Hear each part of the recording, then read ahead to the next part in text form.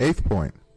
One of the many instances of wisdom in Ramadan from the point of view of man's personal life is as follows. It is a healing physical and spiritual diet of the most important kind. When man's instinctual soul eats and drinks just as it pleases, it is both harmful for man's physical life from the medical point of view, and when it hurls itself on everything it encounters without considering whether it is licit or illicit, it quite simply poisons his spiritual life. Furthermore, it is difficult for such a soul to obey the heart and the spirit. It willfully takes the reins into its own hands, and then man cannot ride it, it rather rides man. But by means of fasting in Ramadan, it becomes accustomed to a sort of diet. It tries to discipline itself and learns to listen to commands.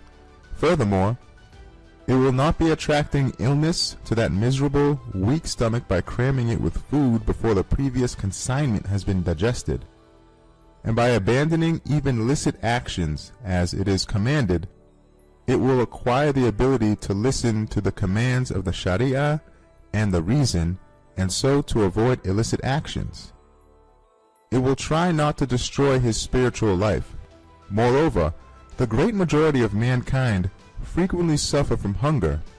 Man therefore needs hunger and discipline, which are training for patience and endurance.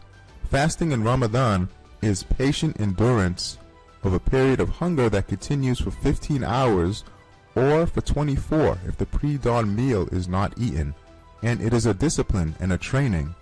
That is to say, fasting is also a cure for impatience and lack of endurance, which double man's afflictions. Furthermore, the factory of the stomach has many workers, and many of the human organs are connected to it.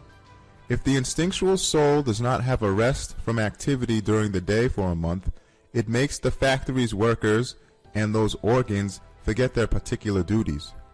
It makes them busy with itself so that they remain under its tyranny. Also, it confuses the rest of the organs in the human body with the clangor and steam of the factory's machinery.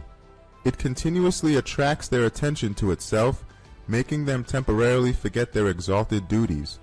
It is because of this that for centuries those closest to Allah have accustomed themselves to discipline and to eating and drinking little in order to be perfected. However, through fasting in Ramadan, the factory's workers understand that they were not created for the factory only, while the rest of the organs, instead of delighting in the lowly amusements of the factory, take pleasure in angelic and spiritual amusements and fix their gazes on them.